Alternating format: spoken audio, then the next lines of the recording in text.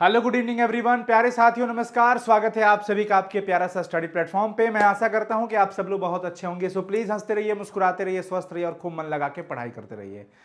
क्षमा चाहूंगा बच्चों, काफ़ी लेट हूं, आज आधे घंटे लेट हो चुका हूं लाइव क्लास के टाइम के अकॉर्डिंग, बट सॉरी, माफ़ कर दीजिएगा। चलिए स्टार्ट करते हैं आज के लेक्चर को। इससे पहले मैं आपको बता दूं कि चैप्टर नंबर 1 सॉलिड स्टेट का पूरा लेक्चर और प्लस में उसका ऑब्जेक्टिव क्वेश्चन हम लोग कंप्लीट कर चुके हैं और काफ़ी बच्चों ने टेस्ट भी ज्वाइन किया था और बच्चों में टेस्ट में अच्छे अच्छे रैंक लेकर के आए हैं और वो टेस्ट का रिजल्ट बहुत जल्द बच्चों के सामने आने वाला है, जो कि हमारे एप्लीकेशन साइंस संग्रह पे होता है टेस्ट।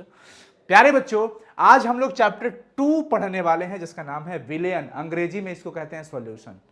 अंग्रेजी में हम इसे क्या कहते हैं जी? सॉल्यूशन कहते हैं। एक बार सभी लोग इस सेशन को, मैं रिक्वेस्ट ही कर सकता हूं आप लोगों से, और मैं रिक्वेस्ट ये करूंगा कि आप सभी लोग एक बार इस सेशन को अपने सभी दोस्तों के साथ ज़रूर शेयर कर दीजिए। इससे क्या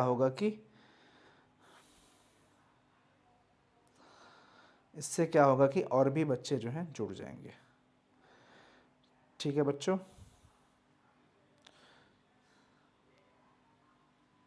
ये लीजिए, मैं शेयर कर दिया, ज्वाइन नाउ। चलिए, तो विलेयन क्या होता है हम इसके बारे में डिस्कस करेंगे। विलेयन चैप्टर में काफी सारे टॉपिक है, बहुत मजेदार चैप्टर है और इस चैप्टर के अंदर हम लोग पढ़ते हैं सॉल्यूशन से संबंधित, विलेयन से संबंधित सारी बातें। विलेयन होता क्या है, किस प्रकार से विलेयन की सांद्रता निकाली जाती है, सांद्रता के पद कौन कौन से होते हैं और वो किन किन बातों पर निर्भर करती है, वाष्प दाब क्या होता है, उससे रिलेटेड जो भी लॉज हैं, नियम है, वो सब हम लोग पढ़ेंगे आज के सेशन में। हम बेहतरीन टॉपिक से शुरुआत करते हैं। सबसे पहले हमारा टॉपिक होगा विलेयन होता क्या है। आइए हम चीजों को समझते हैं बच्चों, विलेयन के बारे में समझते हैं। विलेयन, अरे अरे अरे, ये ऐसे हैं। चलिए देखिएगा बच्चों, विलेयन होता क्या है। विलेयन को अंग्रेजी में हम लोग कहते हैं सॉल्यूशन। आप सभी लोगों से मेरा आग्रह होगा, निवेदन होगा, रिक्वेस्ट होगा कि आप सभी लोग अंत तक इस सेशन को जरूर देखिएगा। विलेयन होता क्या है, सॉल्यूशन कहते हैं अंग्रेजी में। देखिए, आप पढ़े होंगे रासायनिक गुण के आधार पे पदार्थ को हम लोग दो भागों में विभाजित करते हैं सामान्यतः। एक शुद्ध पदार्थ होता है और एक अशुद्ध पदार्थ होता है। शुद्ध पदार्थ का मतलब होता है तत्व और यौगिक। अशुद्ध पदार्थ में आता है मिश्रण, मिक्सचर जिसको आप कहते हैं। और मिश्रण आपको पता है, इसके बारे में आप बहुत बेहतरीन तरीकों से जानते हैं। मिश्रण दो प्रकार के होता है बच्चों, एक होमोजीनियस और एक हेट्रोजीनियस। होमोजीनियस का मतलब समांगी मिश्रण और एक हो जाता है हेट्रोजीनियस यानी कि विषमांगी मिश्रण। अब इसका मतलब क्या होता है जरा समझना है। मान लीजिए हमारे पास एक ग्लास है या फिर एक बीकर है और हम इसमें पानी भर दिए हैं। ये पानी है, हम इसमें चीनी के पार्टिकल डाल दिए। चीनी, हमने क्या किया कि एक गिलास पानी में एक चम्मच चीनी हमने डाल दिया। एक गिलास पानी में एक चम्मच हमने चीनी डाल दिया। अब हम उसको घुला दिए, मिला दिए, तो कुछ ही देर के बाद हमें यह देखने को मिलता है कि चीनी का पार्टिकल हमारे आंखों से नहीं दिखता है। वो अपना गुण पानी के अंदर डाल चुका है और पूरी तरीके से घुल चुका है। वो सॉल्युबल है, पूरी तरीके से घुल चुका है, डिसॉल्व हो चुका है वाटर के अंदर, पानी के अंदर। कौन? शुगर यानी कि चीनी। तो आप कुछ ही देर के बाद यह देखते हैं कि पानी के अंदर चीनी पूरी तरीके से घुल गया है और हमें चीनी का पार्टिकल नहीं दिख रहा है। सब मिलकर के एक समान रूप में दिख रहा है, सिर्फ पानी ही दिख रहा है। यानी सब समान अंग हो गया, समांग हो गया, यानी अलग अलग पार्टिकल हमें नहीं दिख रहा है। तो हम इसे समांगी मिश्रण कह सकते हैं। कब? जब ये चीनी और पानी है तब, या चीनी प्लस में नमक हो सकता है तब, या पानी प्लस में ग्लूकोज हो सकता है, सॉरी, चीनी प्लस में पानी हो सकता है, नमक प्लस में पानी हो सकता है, और पानी के साथ ग्लूकोज भी आप मिला सकते हैं। लेकिन अगर मैं आपसे कहूं कि एक जगह पे आपके पास ये एक गिलास पानी हो गया और आप इसमें देख लीजिए कि आपके पास इसमें बालू आप डाल रहे हो। क्या डाल रहे हो? बालू। और जब आप बालू इसके अंदर डालते हो, ये बालू के पार्टिकल है, तो आप गौर करिए, आप 10 मिनट, 20 मिनट, 30 मिनट, 1 घंटा, 2 घंटा, कितना भी आप चला लीजिए, चम्मच से उसको पूरा मिला लीजिए, बावजूद इसके भी जब तक वो घूमता रहेगा तब तक बालू के पार्टिकल भी उसके साथ एक केंद्र बना करके घूमते रहते हैं। लेकिन कुछ ही देर के बाद क्या होता है, जैसे उसकी गति अवस्था विराम की अवस्था में आने लगती है तो पृथ्वी का गुरुत्वाकर्षण बल उस पर काम करने लगता है और गुरुत्वाकर्षण बल के कारण फिर वो पूरी तरीके से बालू कहां आके बैठ जाएगा, कुछ ही देर के बाद वो सब तली के अंदर नीचे तली में जाके जमा हो जाता है। लेकिन क्या आप बताएंगे कि ये पूरी तरीके से बालू घुलने वाला है? नहीं घुलने वाला है। ये पानी प्लस में बालू है, ये नहीं घुलेगा। पानी प्लस में बालू या मिट्टी कह लीजिए, ये घुलने वाला नहीं है। ये अलग अलग अंग ही हमें अभी भी दिखेगा, बालू अलग दिखेगा, हमारा आंख जो है बालू को अलग देखेगा और पानी को अलग देखेगा बच्चों। तो ये समांग हो गया और ये क्या हो गया? विषमांग। ठीक है, यहां पे आप समझ गए। लेकिन हम बात कर रहे थे विलयन की, सॉल्यूशन की, तो हमारा पूरा फोकस होगा सिर्फ और सिर्फ समांग विलयन पे। जब हम दो या दो से ज्यादा पदार्थ आपस में मिलाते हैं, मिलाने के बाद मिश्रण बनेगा। लेकिन एक चीज ध्यान रखना है कि मिश्रण दो तरीके का बन सकता है, एक को हम समांग कह सकते हैं, दूसरे को विषमांग कह सकते हैं। लेकिन हमारा शर्त है कि दो या दो से अधिक पदार्थों का समांग मिश्रण ही, the homogeneous mixture of two or more than two substance is called solution. दो या दो से अधिक पदार्थ का समांग मिश्रण ही विलयन कहलाएगा। विषमांग मिश्रण को हम विलयन नहीं कहेंगे। क्या आप सभी लोग समझ गए? क्या आप सभी लोग समझ गए? एक बार चैट सेक्शन में यस नो का एकदम बौछार हो जाना चाहिए। आपके पास जो भी चीजें आए आप प्लीज बता दीजिए। मतलब समझ आया तो प्लीज यस लिखिएगा, नहीं आया हो तो एक बार मैं फिर से रिपीट कर सकता हूं, लेकिन मैं कई बार रिपीट कर दिया हूं। अभी अंत तक बने रहना है बच्चों। क्लास 12th की पूरे सब्जेक्ट की तैयारी हमारी जिम्मेवारी, ठीक है। चलिए, बस आप लोग का प्यार स्नेह बना रहे, संघर्ष जारी है और जीवन में मुस्कुराते हुए संघर्ष करने में बड़ा ही आनंद है, एक अलग आनंद है, क्योंकि आप लोग साथ में हैं। यस, सारे बच्चों का जवाब आ गया, यस सर, वेरी गुड। चलिए, यहां तक चीजें क्लियर हो गई। यानी विलयन आप समझ गए, दो या दो से अधिक पदार्थों का समांगी मिश्रण ही विलयन कहलाता है। जैसे हम चीनी और पानी को मिलाते हैं तो मिलाने के बाद हमारे पास एक विलयन बनता है। अब शुगर सॉल्यूशन कह सकते हैं उसको, शरबत जिसे हम लोग कहते हैं, क्या कहते हैं? शरबत कहते हैं। अब कहानी यह है कि जो बना वही हमारा विलयन होगा, जो बना वो क्या होगा? विलयन। अब इसके जो टर्म है कि हमने चीनी डाला, हमने पानी डाला, क्या हम चीनी और पानी को कुछ टर्म दे सकते हैं, कुछ नाम दे सकते हैं? बिल्कुल दे सकते हैं और देना ही पड़ेगा, देना ही पड़ेगा, उपाय नहीं है। क्या देना पड़ेगा सर? नाम देना पड़ेगा। दो चीजें हैं, आप दो तरीके से सोचेंगे, एक तो क्वांटिटी के वाइज सोचेंगे और दूसरा प्रॉपर्टीज यानी कि नेचर के वाइज सोचेंगे। नेचर वाइज और क्वांटिटी वाइज, मात्रा वाइज सोचना है, परिमाण के हिसाब से सोचना है, और दूसरा कि उसका स्वभाव क्या है। पानी का स्वभाव क्या है? पानी घुलने का काम करता है या घुलाने का काम करता है? ये नेचर हो गया।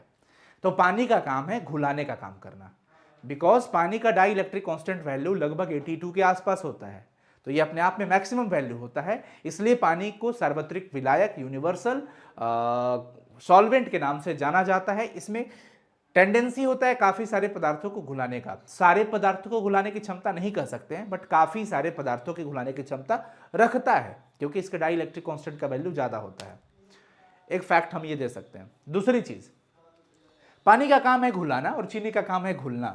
तो एक यहां पे घुल रहा है और दूसरा उसे घुला रहा है। जो घुला रहा है हम उसको नाम देते हैं विलायक, हिंदी में क्या नाम देते हैं? विलायक। और जो घुल रहा है उसको हम कहते हैं विलय। क्या नाम देते हैं बच्चों? विलय नाम देते हैं उसे।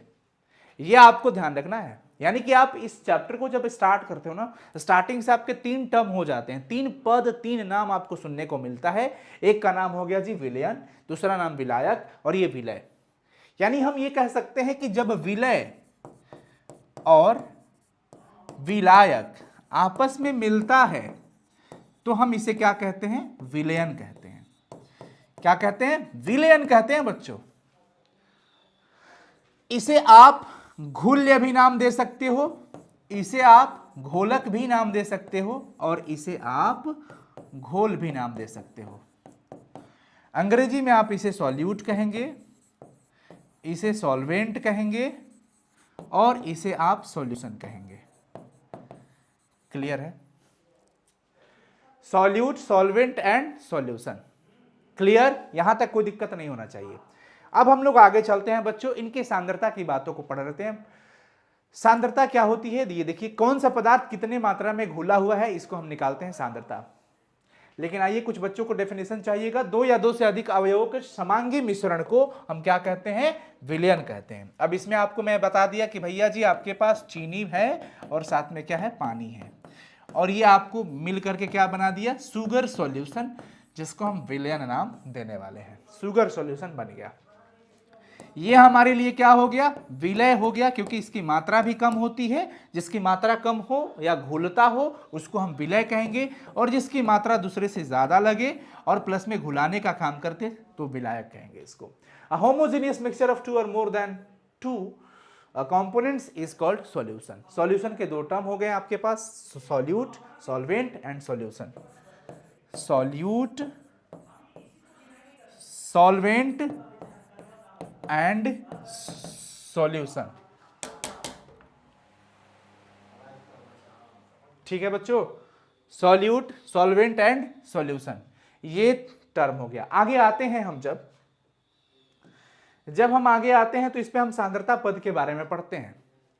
हमारा सांद्रता का टर्म क्या कहता है? सबसे पहले हम सांद्रता निकालते हैं मोलरता। मोलरता मतलब मोलारिटी। मोलारिटी क्या होता है? जैसे मान लीजिए आपके पास 1 लीटर चीनी प्लस पानी है, यानी शरबत है, और आपसे ये कहा गया कि भाई 1 लीटर शरबत के अंदर 3 मोल हमने चीनी डाला था, 3 मोल हमने चीनी डाला था, तो बताओ इसकी पूरी कंसंट्रेशन वैल्यू क्या होगा? यानी हम एक तरीके से ये कहते हैं कि कितना अमाउंट में कितना विलय घुला हुआ है, इसको कैलकुलेट करना ही सांद्रता का काम आता है। अब सांद्रता निकालने के टर्म अलग अलग होते हैं, तरीका अलग अलग होता है, प्रक्रिया अलग अलग होता है। एक हमारे पास मोलरता है, मोलारिटी, ये कहता है कि जब आपके पास सॉल्यूशन दिया गया हो, आपके पास विलयन हो, और ये बताया जाए कि ये विलयन का इतना वॉल्यूम है, इतना आयतन है इसका, तो उस पूरे आयतन में कितना घुला हुआ है सॉल्यूट, कितना विलय का मोल घुला हुआ है, उस नंबर को हम कहते हैं मोलरता। यानी प्रति लीटर विलयन में अगर हमें मोलरता का फॉर्मूला लिखना हो तो हम लिखते हैं मोलरता बराबर, प्रति का मतलब हो गया बट्टा, लीटर विलयन, विलयन का मतलब तो आप समझते ही हो विलयन होता है, और लीटर आयतन की राशि को बताता है, इसलिए हम यहाँ पे आयतन लिखते हैं। और प्रति लीटर विलयन में घुला हुआ विलय का मोल, यानी ऊपर में हम क्या लिख देंगे बच्चों? विलय का मोल। क्या लिख देंगे? विलय का मोल। अब देखिए ये आयतन की कहानी ये है कि आयतन लीटर में होना चाहिए। अगर लीटर में नहीं है तो आपका काम है लीटर में कन्वर्ट करना पड़ेगा इसको। अगर ये वैल्यू लीटर में नहीं है तो आपको लीटर में कन्वर्ट करना पड़ेगा, और ऊपर में हमें मोल चाहिए। इसको अंग्रेजी में मोलरता कहते हैं, सॉरी मोलरिटी कहते हैं। पहला अक्षर एम है, इसलिए इसको हम एम से डिनोटेड करेंगे। और विलय का मोल, मोल चाहे किसी का भी हो, विलय हो, विलायक हो यानी सॉल्यूट हो या सॉल्वेंट हो, कुछ भी हो, मोल इज अ नंबर। मोल एक संख्या होता है बच्चों, यह एक संख्या है, नंबर है। नंबर का पहला अक्षर एन होता है, और आपको पता होगा ये चीज। विलयन का आयतन, ये क्वांटिटी, सॉरी हाँ ये आयतन है, फिजिकल क्वांटिटी, भौतिक राशि आयतन है। आयतन को अंग्रेजी में वॉल्यूम कहते हो, भी हो गया। एम बराबर एन बट्टा में वी, एम बराबर में एन बट्टा में वी हो गया। मैं सभी लोगों से चाहूंगा कि आप सभी लोग लिख दीजिए एम बराबर एन बट्टा भी। इसलिए लिख दीजिए चैट में, लिखने से आपकी रिकॉलिंग पावर थोड़ी बढ़ जाएगी और भूलने की क्षमता थोड़ी कम हो जाएगी, भूलोगे नहीं जल्दी। एक बार सभी बच्चे ये मेंशन कर देंगे चैट में, मोलरता बराबर एन बट्टा में वी होता है, molarity equal to n by V, number of moles of solute by विलयन का आयतन लीटर में हो जाएगा। ठीक है, कोई दिक्कत? अब चलिए इंग्लिश वाले जो बच्चे होंगे वो भी देख लेंगे। यहाँ पे मोलरिटी पूरा का पूरा एम इक्वल टू एन बट्टा में वी हो गया, एन बट्टा में वी हो गया। अगर हम इसके यूनिट की बात करें, हम मात्रक की बात करते हैं, तो मात्रक का मतलब क्या हो गया? आपके पास मोल ऊपर हो गया और ये नीचे आयतन है, वॉल्यूम है, तो लीटर हो गया, मोल प्रति लीटर। वेरी नाइस बच्चों, आप सभी लोगों ने लिख दिया। अब इसका यूनिट एक बार लिख देंगे सभी बच्चे, मोल प्रति लीटर क्या होता है? मोल प्रति लीटर। टेम्परेचर से इफेक्ट इसको पड़ता है, टेम्परेचर बदलने से ये वैल्यू बढ़ता घटता है, ये ध्यान रखना है। टेम्परेचर वैरी करिएगा तो मोलरिटी भी वैरी करेगा, बदलेगा, घटेगा, बढ़ेगा, अकॉर्डिंगली वो डिपेंड करता है कि आप तापमान बढ़ाते हैं अथवा घटाते हैं। समझ में आया? Very nice. चलो डिनोटेड होगा बच्चों एम से, कैपिटल एम से डिनोटेड होगा, बट इट्स यूनिट इज, इसका यूनिट जो होता है वो मोल पर लीटर होता है, मोल प्रति लीटर होता है। अब ये पहला हो गया मोलारिटी। एक इसी प्रकार से हमारे पास टर्म आता है मोलालिटी। क्या आता है? मोलालिटी। मोललता क्या कहता है? मैंने आपको क्या बताया था कि सिचुएशन अलग अलग हो सकता है, अवस्थाएं अलग अलग हो सकती है। वो ये हो सकता है कि सपोज मान लो बच्चों कि आपके सामने दिया गया कि विलयन है, हमारे पास इतना लीटर सॉल्यूशन है, इतना लीटर सॉल्यूशन है और उसमें कितना नंबर ऑफ मोल्स है, कितना डिसॉल्व हुआ है, कितना घुला हुआ है, ये हमें कैलकुलेट करने को कहा जाए तो हमें उसके लिए मोलालिटी का नहीं, मोलारिटी का हेल्प लेना पड़ेगा। मोलारिटी का हेल्प लेना पड़ेगा। जैसे मान लीजिए कॉलेज है, अब वो इंटर कॉलेज है, उस कॉलेज में मतलब आप समझ लीजिए कि इंटर की भी पढ़ाई होती है, ग्रेजुएशन भी होता है, क्लास 11th भी है, 12th भी है, and BA part 1 part 2 part 3 सब है। अब ये समझिएगा कि स्टूडेंट है, वो सारे स्टूडेंट बिलोंग करते हैं उसी इंटर कॉलेज से, उसी कॉलेज से बिलोंग करते हैं, सभी बच्चे उसी में जाएंगे जितने बच्चों का नामांकन हुआ है, एडमिशन हुआ है। लेकिन क्लास 11th का बच्चा वहीं से है, क्लास 12th का बच्चा वहीं से है, उसके बाद ग्रेजुएशन पार्ट 1 का बच्चा वहीं से है, पार्ट 2 का भी बच्चा वहीं से, पार्ट 3 का भी बच्चा वहीं से है। मतलब इन सभी बच्चों की आइडेंटिटी सेम कॉलेज है, बट अलग अलग क्लास होने के कारण इनको अलग अलग कैटेगराइज किया गया है, बट आइडेंटिटी वही है कि वो सेम कॉलेज से है। मोलारिटी हो, मोलालिटी हो, मोल फ्रैक्शन हो, नॉर्मालिटी हो, यानी मोलरता हो, मोललता हो, मोल प्रभाज हो, नॉर्मलता हो, ये अलग अलग विभाग हैं पर हैं सब सेम स्थिति से, सेम कॉलेज से। जैसे सारे बच्चे थे ना, वैसे ये सेम सिचुएशन में ये सब के सब सांद्रता ही होते हैं, सब कंसंट्रेशन का टर्म है। क्लास 11th उसी कॉलेज में, क्लास 12th उसी कॉलेज में, क्वेश्चन पेपर अलग होगा, परीक्षा सबका होगा, रिजल्ट सबका आएगा। अगर हमारे सामने कंडीशन ये दिया गया था कि भैया हमारे पास एक विलयन दे दिया गया है, चीनी प्लस पानी का मिश्रण दे दिया गया है, तो हम वहां पे मोलरिटी का यूज करेंगे, इसका यूज करेंगे। लेकिन अगर हमें यह कह दिया जाए कि भाई हमारे सामने विलायक दे दिया गया है, क्या दिया गया है? विलायक, जिसको आप कहते हो सॉल्वेंट, सॉल्वेंट दे दिया गया, कह दिया गया कि भाई 100 ग्राम पानी है, 100 ग्राम पानी है हमारे पास, और इसमें चीनी हमको डालना है, मान लीजिए कि 1 मोल। कितना मोल? 1 मोल। तब इसका कंसंट्रेशन निकालो कि कितना में कितना अमाउंट घुला हुआ है, ये पूरा हमें निकालना है। एक स्पेसिफिक वैल्यू लेना पड़ता है। जैसे आप दुकान पे जाते हो, हाँ चाचा आलू किसे बा, तो वो आलू का दाम बताएगा 14 रुपए किलो। इसका मतलब क्या हुआ? वो 1 केजी का दाम आपको बताया है। ठीक है, समझ में आया क्या हो गया?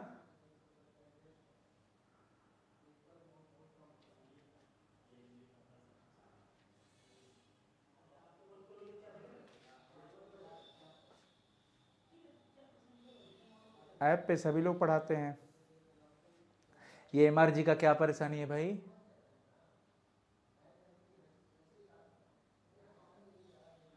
अभी क्वेश्चन बैंक अभी कहाँ से करवाया जाएगा मिस्टर जी? एमआरजी अभी क्वेश्चन बैंक का टाइम आता है, अभी कुछ चैप्टर पढ़ लीजिए, क्वेश्चन बैंक आपको करवाया जाएगा। आप परेशान मत होइए, ठीक है? परेशान होने से परेशानी सॉल्व नहीं होती। क्वेश्चन बैंक का टाइम आएगा, मतलब आप एक टाइम में ये नहीं सोच सकते कि मैं ये भी खा लूँ, ये भी खा लूँ, ये भी खा लूँ, ये भी खा लूँ। अगर आप थोड़ा सा मेरी बात को ध्यान से और पॉजिटिव इंटेंशन से लेंगे तो अभी आपको सिलेबस पढ़ाया जा रहा है, और अगर आप ये सोच रहे हैं कि हमें सर मॉडल सेट भी करा दीजिए, क्वेश्चन बैंक भी करा दीजिए, वीवीआई क्वेश्चन भी करा दीजिए, तो तुरंत से एक ही टाइम में सब कुछ नहीं हो पाता है। आपको सबसे पहला काम है कि चैप्टर पढ़ना पड़ेगा, सबसे पहला काम है चैप्टर पढ़ना ही पड़ेगा। उसके बाद आप उसका क्वेश्चन प्रैक्टिस करोगे। अलग अलग तरह तरह की किताबें हो गई हैं मार्केट में, तो आप लोग थोड़ा सा फोकस ज़रूर करिए पढ़ाई पे, बट इस तरीके से नहीं कि ये नहीं वो नहीं, ऐसे नहीं होना चाहिए। आप ओबीडियंट हैं, आज्ञाकारी हैं और आप स्टूडेंट हैं, तो मुझे लगता है कि आपको ये चीज़ें समझनी चाहिए। क्वेश्चन बैंक का मतलब ये है कि जो प्रीवियस पेपर्स होते हैं उसको सॉल्व कर रहा है, और प्रीवियस पेपर सॉल्व करने का मतलब कि आपके पास पूरा सिलेबस का नॉलेज होना चाहिए। सोचिए, अगर मैं कह रहा हूं कि 2015 का पेपर सॉल्व करा दीजिए क्वेश्चन बैंक से, तो 2015 का पेपर मैं तब सॉल्व कराऊंगा जब आपको पूरा केमिस्ट्री का चैप्टर आपको याद होगा, पता होगा, पढ़े होंगे तब, क्योंकि उसमें तो रैंडम क्वेश्चन रहता है, पूरा होल सिलेबस से क्वेश्चन पूछा रहता है। बताइए, मैं गलत कह रहा हूं? बाकी रही बात चैप्टर वाइज की, तो चैप्टर वाइज आपको जो ऑब्जेक्टिव क्वेश्चन कराया जाता है ना, बगल में देखिएगा वहां पे ईयर मेंशन रहता है, वो क्वेश्चन बैंक ही है कि ये प्रश्न किस साल में पूछा गया है। ठीक है जी। लेकिन अगर आप प्रॉपर क्वेश्चन बैंक की जब बात करेंगे, मतलब ईयर वाइज प्रीवियस पेपर, तो प्रीवियस पेपर में तो पूरा 16 नंबर चैप्टर से भी पूछा है क्वेश्चन, 15 नंबर से भी पूछा है, 13 नंबर से भी पूछा है, सब जगह से पूछा है। हाँ? और रही बात चैप्टर वाइज की, तो चैप्टर वाइज तो हम लोग करा रहे हैं आपको। चैप्टर वाइज का जो भी ऑब्जेक्टिव क्वेश्चन आता है, टेस्ट रहता है, आप उसमें देखिएगा ईयर मेंशन रहता है साइड में, और कई तो रिपीटेड क्वेश्चन रहते हैं तो हम एक ही जगह ईयर मेंशन कराते हैं। वो ईयर मेंशन होने का मतलब ही वही है कि वो सवाल पूछे जा चुके हैं। ठीक है, तो प्लीज़। हाय सर जी, आपको एक बात बताना है कि आपके वजह से मेरा 12th में 411 नंबर आया है। Thank you so much sir ji. Saloni Kumari, अरे वाह, लव यू, बहुत सुंदर, गॉड ब्लेस यू। आप और आगे बढ़ो, बहुत अच्छा लगा सुन करके। ऐसे काफ़ी बच्चे अप्रिसिएशन देते रहते हैं तो अच्छा लगता है। मैं चाहूँगा आप लोग भी अपने मन लगा के पढ़ाई करो। तो यहाँ पे हमारे पास जो सिचुएशन था वो मोलारिटी का था, लेकिन अब जो हमारे सामने है बच्चों मोललता है। यह हमारे सामने ये केस है कि विलायक दे दिया गया है, 100 ग्राम पानी है। तो अब यहाँ पे लीटर में नहीं दिया गया है, बिलियन नहीं दिया गया है, विलायक दे दिया गया है। तो प्रति केजी विलायक में जो विलय घुलेगा, 1 किलोग्राम विलायक के अंदर जितना विलय का मोल घुला हुआ रहेगा, मोल्स ऑफ सॉल्यूट जो डिसॉल्व है पर केजी ऑफ सॉल्वेंट, तो उस अमाउंट को हम कहते हैं मोललता। अब मोललता बराबर देखिए कैसे लिखना है, कलम से लिखना है। क्या लिखना है, इसका फॉर्मूला कैसे निकालोगे आप? प्रति केजी, प्रति का मतलब तो बट्टा हो गया। केजी क्या बताता है? द्रव्यमान को। केजी किसको बताता है बच्चों? द्रव्यमान को बताता है। द्रव्यमान किसका? द्रव्यमान प्रति केजी विलायक, यानी कि ये हो गया विलायक का द्रव्यमान। क्या हो गया? विलायक का द्रव्यमान। इस प्रति केजी विलायक में घुले हुए विलय का मोल, तो यहां पे हम लिख दिए विलय का मोल, बस। हाँ, शर्त यही है कि ध्यान रखना है कि ये केजी में होना चाहिए। अगर केजी में नहीं दिया है, ग्राम में दिया है, तो हमारा कर्तव्य बनता है कि हम इसे किलोग्राम में कन्वर्ट कर लेंगे, बदल लेंगे, या नहीं तो फिर 1000 से गुना कर दो, किलोग्राम में हो जाएगा। हाँ, ये तापमान, इस पर ताप का कोई असर नहीं पड़ता है, लेकिन मूलरता पर ताप का असर पड़ता है। यहां पे ध्यान रखिएगा, ताप का असर नहीं पड़ता है, ताप का असर नहीं पड़ता है, ताप का असर नहीं पड़ता है। किस पे ताप का असर नहीं पड़ता है? मोललता पर, मोलालिटी पर टेम्परेचर का कोई भी असर नहीं पड़ता है। यह बात ध्यान रखिएगा सभी लोग। समझ में आ गया? कोई दिक्कत? चलिए फटाफट से एक बार बता देंगे सभी बच्चे, समझ में आ गया?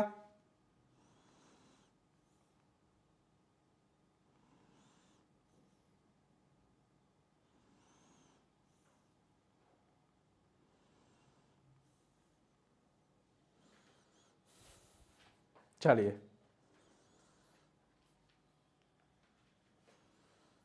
यस, मोलालिटी का क्लियर हो गया। अब हमारे सामने आता है तीसरा मोल अंश, जिसको मोल फ्रैक्शन कहा जाता है, मोल प्रभाज कहा जाता है। अब मोल प्रभाज क्या कहता है कि पूरा विलयन में विलय और विलायक घुला हुआ है। जैसे चीनी घुला हुआ है, पानी है, दोनों मिल करके एक शरबत बना लिया, चीनी पानी विलयन बना लिया। अब अगर मैं इससे पूछूं, इसमें यह पूछूं कि चीनी कितना मोल है, पानी कितना मोल है, यह निकाला जाए। चीनी कितना मोल है, पानी कितना मोल है ये ध्यान देना। चीनी कितना मोल है और पानी कितना मोल है ये ध्यान देना है इस पे। जैसे मान लो कि हम कह रहे हैं कि ये एक किताब है, ठीक है, ये मान लो बच्चों ये हमारे पास एक किताब है, मान लीजिएगा आप सभी लोग, ये किताब है, पुस्तक है, इस किताब का दाम है 40 रुपया। कितना रुपया है? 40 रुपया। पिंकी और रिंकी मिल करके ये किताब खरीदती है। पिंकी लगाई है 14 रुपया और रिंकी लगाई है इस पे 26 रुपया। तो भैया पिंकी का हिस्सा कितना हो गया? 40 में 14, यानी 14 बट्टा में 40। और रिंकी का हिस्सा कितना हो गया? 26 बट्टा में 40। उसी प्रकार से बच्चों मान लीजिए कि चीनी और पानी आपस में मिलकर के बनाया है विलयन। चीनी और पानी आपस में मिलकर के क्या बना दिया है? विलयन। तो उस पूरे विलयन में चीनी का कितना मोल घुला हुआ है, पानी का कितना मोल घुला हुआ है, इसी हिस्सा को, इसी अंश को, इसी फ्रैक्शन को मोल अंश यानी कि मोल फ्रैक्शन, मोल प्रभाज कहा जाता है। विलयन में अब देखिए नीचे हो गया टोटल वैल्यू, नीचे क्या हो गया बच्चों? टोटल वैल्यू हो गया। और इस टोटल वैल्यू में जिसका निकालना है उसका हमें ऊपर रखना है वैल्यू, तब जाके प्रभास निकलेगा। यानी कि अगर कोई विलयन की मोल की बात करेगा तो विलयन का मोल का मतलब क्या हो गया? टोटल, क्योंकि विलयन की बात हो रही है। और विलयन का मतलब हो जाता है बच्चों विलय प्लस में विलायक। तो मोल एक नंबर होता है, छोटा वाला एन विलय का मोल हो गया और ये बड़ा वाला एन विलायक का हो गया, और इन दोनों को जोड़ दिया तो विलयन का मोल निकल के आ गया। अब ये नीचे टोटल वैल्यू रहता है, टोटल वैल्यू मतलब n प्लस एन, नीचे टोटल मोल हो गया। अब किसका निकालना है भैया? दो ही लोग है ना, एक विलय है और एक विलायक है, तो जिसका निकालना है उसका ऊपर रख दिया। एक हो गया ये विलय का मोल प्रभाज। फिर दूसरा निकालने चला, दूसरा निकाला इसका 40 में 26, तो इसका n प्लस एन में बड़ा वाला n, जिसका निकालना है उसका ऊपर और नीचे में टोटल हो गया। तो ये हो गया विलय का मोल प्रभाज, मोल फ्रैक्शन, और ये विलायक का मोल प्रभाज। अब इन दोनों को ऐड कर दोगे आप तो ये वैल्यू कितना निकल के आ जाएगा? 1 आ जाएगा। इन दोनों को ऐड करोगे तो 1 आ जाएगा। कैसे कर लीजिए? n बट्टा में n plus n plus n बट्टा में n प्लस एन, छोटा n बड़ा n है, आपको पता है इसका एलसीएम लीजिएगा n प्लस एन होगा, ऊपर में भी calculation n plus n, cut कर क्या हो गया? 1। अब ये सवाल बोर्ड एग्जाम में रगड़ के पूछा कि विलय का मोल प्रभाज और विलायक के मोल प्रभाज का योगफल कितना होता है। विलय का मोल प्रभाज और विलायक का मोल प्रभाज का योगफल कितना होता है? विलय का मोल प्रभाज और विलायक के मोल प्रभाज का योगफल कितना होता है? तो वो हो जाता है बच्चों 1। वो कितना हो जाता है? 1 हो जाता है। समझ में आ गया? कोई दिक्कत यहां पे? कोई परेशानी किसी को? किसी को कोई परेशानी? बताएंगे सभी बच्चे?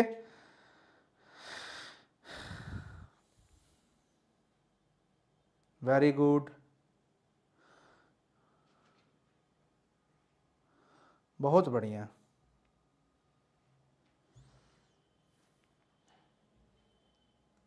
हाँ, ये एग्जाम में पूछता है क्वेश्चन, ये क्वेश्चन एग्जाम में पूछता है।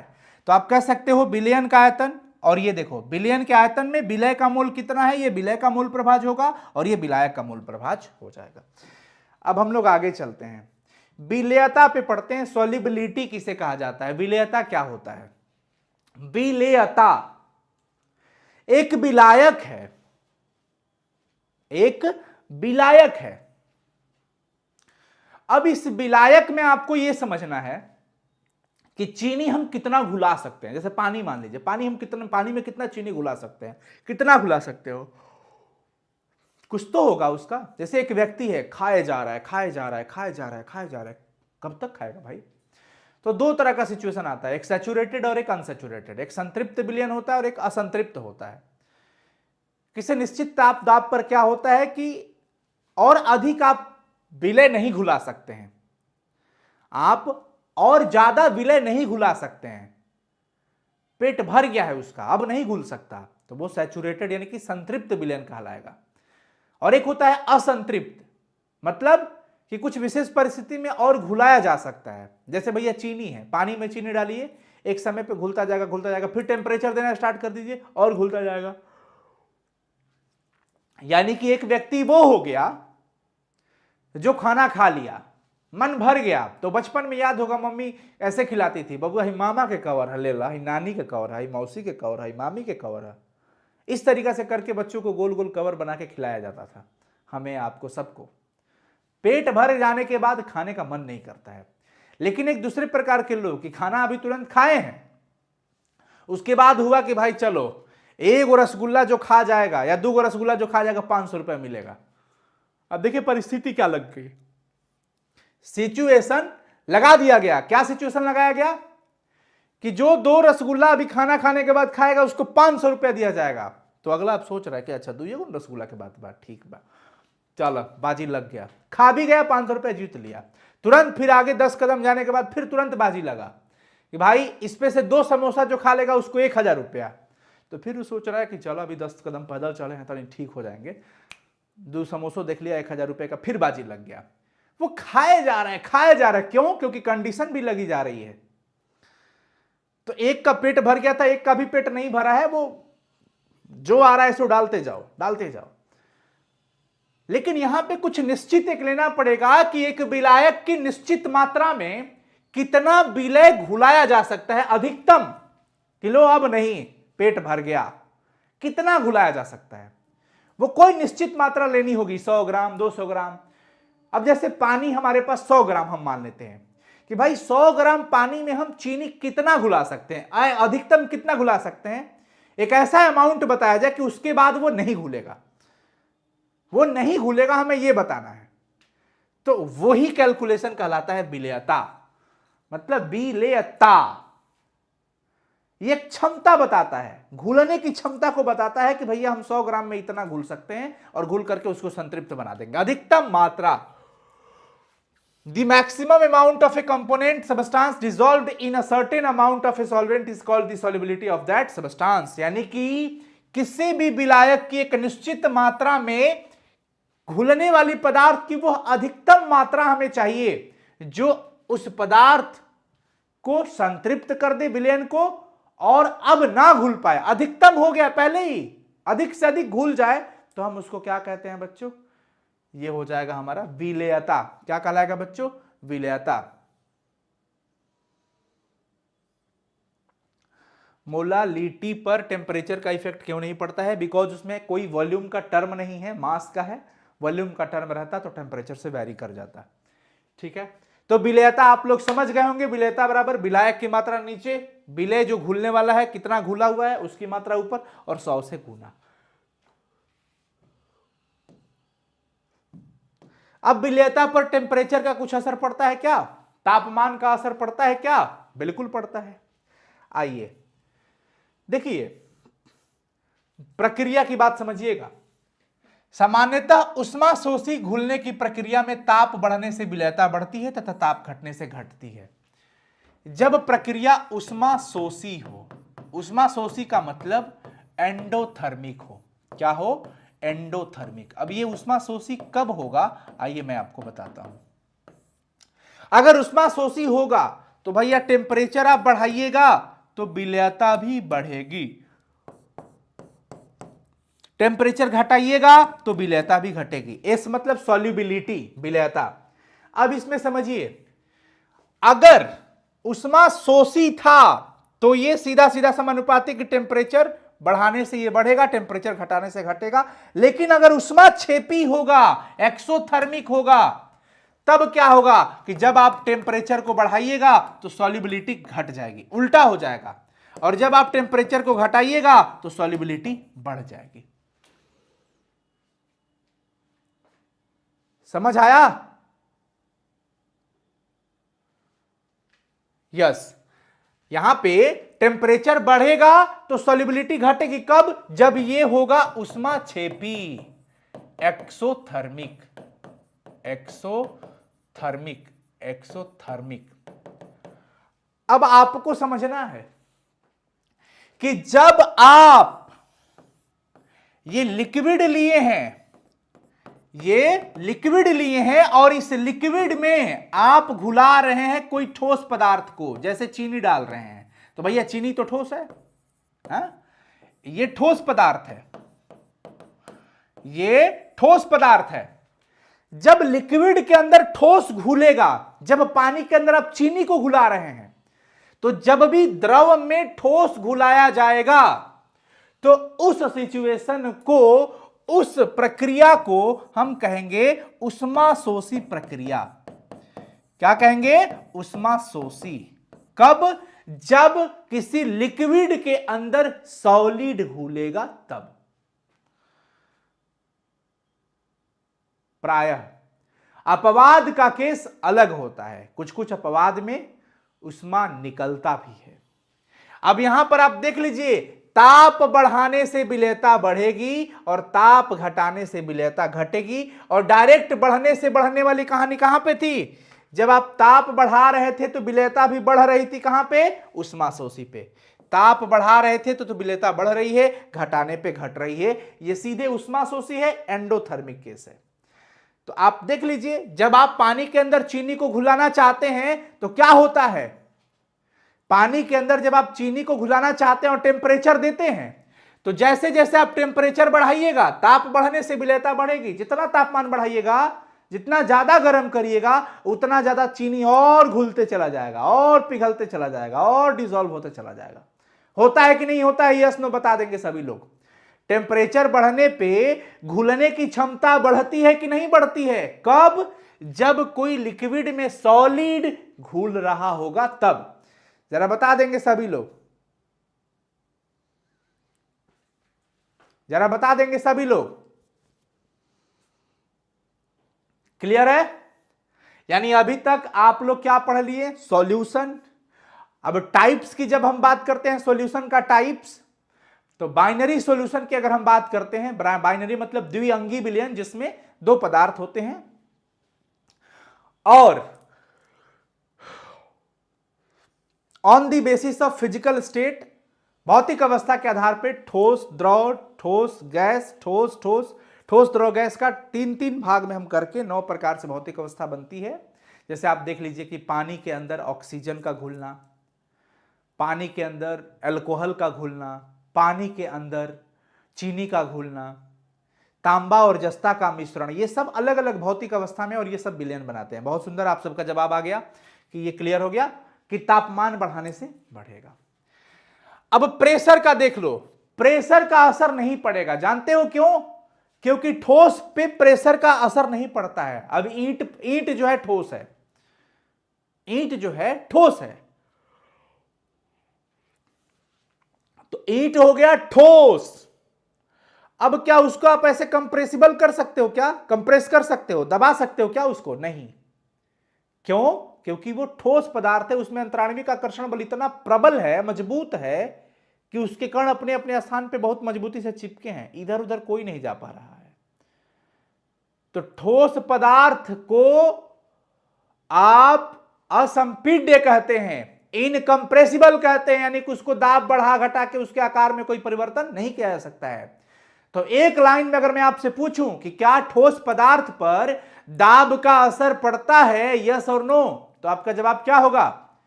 क्या ठोस पदार्थ पर दाब का असर पड़ता है, यस और नो, बता दीजिए। क्या ठोस पदार्थ पर दाब का असर पड़ता है? नहीं। बहुत सुंदर, ठोस पदार्थ पर दाब का असर नहीं पड़ता है, प्रेशर का कोई इंपैक्ट उसके ऊपर नहीं पड़ता है। क्लियर?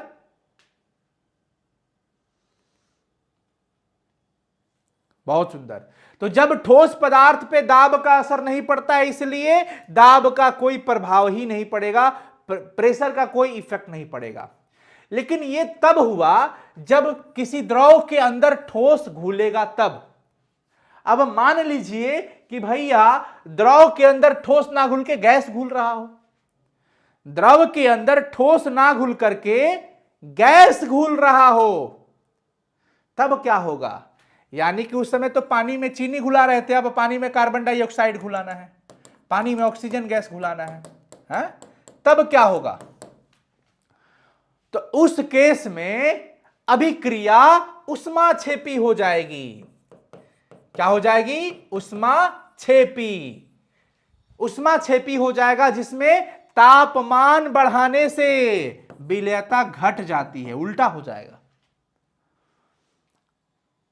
अब आप इसको भी भूल जाओ, प्रैक्टिकल सोच लेते हैं थोड़ा सा, तो चीजें समझ में आ जाएंगी। अब मान लीजिए पानी हम गर्म कर रहे हैं और चाहते हैं कि उसमें ऑक्सीजन घुले, तो आप थोड़ा सा प्रैक्टिकली सोचो कि क्या ऑक्सीजन उसमें घुल पाएगा? ऑक्सीजन गैस है, और गैस के अणु को जैसे टेम्परेचर मिलेगा ना, तो वो गतिज ऊर्जा ग्रहण करके भाग जाएगा,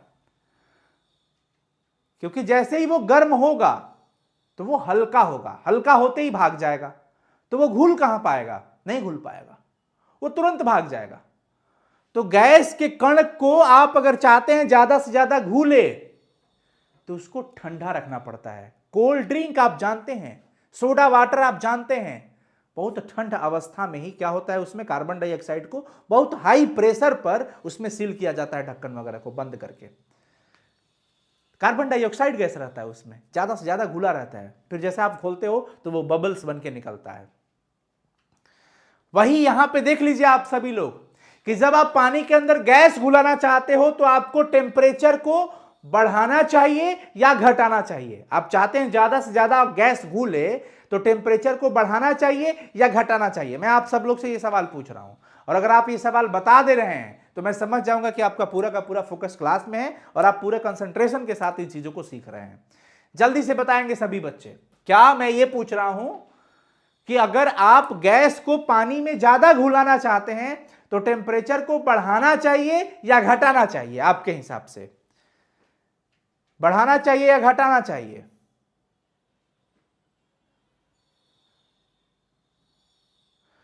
उष्मा शोषी क्या है? देखिए, वैसी रासायनिक अभिक्रिया है जिसमें उष्मा अवशोषित होता हो उसको उष्मा शोषी कहते हैं, और जिसमें उष्मा उत्सर्जित होता हो, निकल रहा होता है, उसको हम उष्माक्षेपी कहते हैं।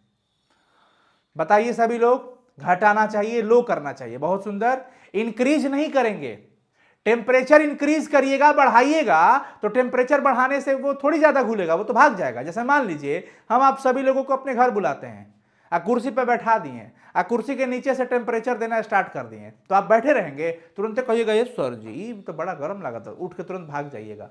गैस घुलना चाहता है और हम नीचे से टेम्परेचर दिए जा रहे हैं, और वो भी गैस को। सॉलिड तो है नहीं कि पार्टिकल ब्रेक होकर के आसानी से क्या हो जाएगा, डिसॉल्व हो जाएगा। ये तो गैस का पार्टिकल है, ये तो बहुत दुर्बल बल से है, वो तुरंत ही एनर्जी लेकर के अपनी गतिज ऊर्जा के रूप में वो क्या हो जाएगा, भाग जाएगा, वो पानी के अंदर नहीं आ पाएगा। तो आपको टेम्परेचर को घटाना चाहिए, यानी टेम्परेचर बढ़ाइएगा तो कम घुलेगा। आप चाहते हैं ज्यादा घुले, इसका मतलब टेम्परेचर को कम रखना पड़ेगा। तो ये हो गया द्रव में गैस के लिए, यानी कि जब आप ताप बढ़ाओगे, ताप को बढ़ा रहे हो ऊपर की ओर, मतलब बढ़ाना, तो विलेयता घट रही है, और अगर आप ताप को घटाओगे तो विलेयता बढ़ेगी। तो कम ताप पर ज्यादा गैस घुलेगा। क्या यह स्टेटमेंट सही है? कम ताप पर ज्यादा गैस घुलेगा, क्या यह स्टेटमेंट सही है? यस और नो? क्या यह स्टेटमेंट सही है? यस और नो? यस, बहुत सुंदर। कम ताप पे ज्यादा गैस घुलेगा। अब रही बात प्रेशर की, तो भैया गैस है, गैस तो कंप्रेसिबल होता है, दाब बढ़ाइएगा तो विलेयता भी बढ़ेगी। जितना ज्यादा प्रेशर डालिएगा उतना ज्यादा गैस जाकर के डिसॉल्व होगा, उतना ज्यादा गैस उसके अंदर घुलेगा। यानी कि दाब बढ़ाने से विलेयता बढ़ेगी, दाब बढ़ाओ उतना ही ज्यादा घुलेगा, उतना ही ज्यादा घुलेगा। समझ में आ गया? कोई दिक्कत? अब यहीं से आप पढ़ेंगे हेनरी का नियम, लेकिन हम लोग पढ़ेंगे अगले क्लास में। ठीक है बच्चों, तो आज का सेशन यहीं पे एंड करते हैं। आज की 45 मिनट्स की क्लासेस आपकी हो रही है खत्म, और कैसा लगा जरूर कमेंट करिएगा आप सब लोग। और इसका पीडीएफ अपने साइंस संग्रह एप्लीकेशन के यूट्यूब पीडीएफ में जाइएगा, 24-25 का सेशन होगा, उसके अंदर सब्जेक्ट वाइज में ये पीडीएफ आपको मिल जाएगा। All the best, thank you so much. Comment जरूर करिएगा आप सभी लोग, मन लगा के पढ़ाई करते रहिए। Thank you so much, bye, take care, good night everyone. मुलाकात होगी फिर अगली क्लासेस में, जल्द मिलते हैं। पढ़ाई करते रहिए, बड़ों का आदर करते रहिए, माँ पापा का सेवा करते रहिए, क्रोध को त्यागिए, उत्तेजना बहुत कम रखिए। ध्यान रखिए कि एक्साइटमेंट बहुत जरूरी है, लेकिन ओवर एक्साइटमेंट बहुत गलत हो जाएगा। हेल्थ पे पूरा फोकस रखिए, खान पान पे ध्यान रखिए, डेली सेल्फ स्टडी करते रहिए, सेल्फ स्टडी बहुत जरूरी है। अभी से बराबर मेहनत करते रहिए, बिल्कुल बरसाती मेढक नहीं बनना है कि एग्जाम आएगा तो वायरल पेपर के चक्कर में या वीवीआई क्वेश्चन के पेपर के चक्कर में पड़ जाओगे। उससे आपका लाइफ लॉन्ग कुछ नहीं होने वाला है, लंबे समय तक का खिलाड़ी नहीं बन पाइएगा, एकदम 2-4 मिनट का खेल हो पाएगा। तो इसलिए प्लीज आप सभी लोगों से मेरा अनुरोध होगा, जितने भी भाई बहन देख रहे हैं सभी लोगों से मैं as a brother, as a friend, as a teacher आपको यही सजेस्ट कर रहा हूं कि आप सभी लोग अभी से ही सभी विषय पे पूरा का पूरा ध्यान रखिएगा। सिर्फ एक सब्जेक्ट के पीछे दीवानगी नहीं होनी चाहिए, सारे सब्जेक्ट के पीछे दीवानगी होनी चाहिए। सबको अपना दोस्त बना लीजिए और अच्छे से पढ़ाई करते रहिए, मन लगा के। कोई चीज़ें कठिन लगती है तो बार बार उसे प्रयास करिए, क्योंकि चीज़ें 11th से आप 12th में आए हैं, कई बार 11th स्किप भी हो गया होगा, बच्चों को कुछ टॉपिक कई बार छूट भी गया होगा। तो आपको पैनिक नहीं होना है, बार बार उन चीज़ों को पढ़ना है, उसे स्किप नहीं करना है और परेशान नहीं होना है कि नहीं समझ में आ रहा है, ये कैसे करें वो कैसे करें, और अपना गुस्सा किसी और पे फोड़े। ये गलत चीज़ है। अपने गुस्से को किसी और पे निकालिए मत, ये आपकी कमजोरी है। आपके अंदर धैर्य होनी चाहिए। आप बहुत कम शक्तिशाली हैं, इसका मतलब अंदर से आप बहुत मजबूत नहीं हैं। तो आप अपने आप के अंदर धैर्य बनाए रखिए और आप अपनी चीज़ों को, अपनी कमी को ज़रूर परखने की कोशिश करिए। प्रतिदिन समय पढ़ाई का, सेल्फ स्टडी का टाइम थोड़ा बढ़ाते रहिए। ज़रूरी नहीं कि एक ही दिन में 6 घंटा पढ़ लो, हाँ आदत नहीं है तो आदत डालो, पहले 3 घंटा पढ़ो, फिर आधा घंटा अगले दिन बढ़ा दो, 20 मिनट बढ़ा दो, ऐसे ऐसे करके 6 घंटा का टारगेट अचीव कर लो सेल्फ स्टडी में। चलिए, all the best, thank you so much बच्चों। फिर मिलते हैं अगले क्लास में, तब तक के लिए बहुत शुक्रिया। और मैं उम्मीद करूंगा आप सब लोग कमेंट ज़रूर बताइएगा कमेंट में कि कैसा लगा, क्योंकि कमेंट से ही हमें मोटिवेशन मिलता है और हमारे मोटिवेशन के पूरे स्रोत आप ही लोग हैं। और हम लोग पढ़ा रहे हैं आप सभी को, मेहनत कर रहे हैं, मेहनत करा रहे हैं। एप्लीकेशन हमारा साइंस संग्रह है, वहाँ पे टेस्ट, क्विज वगैरह जो भी चीज़ें हैं आप कर सकते हैं। All the best, bye, take care बच्चों, बाय बाय, गुड नाइट।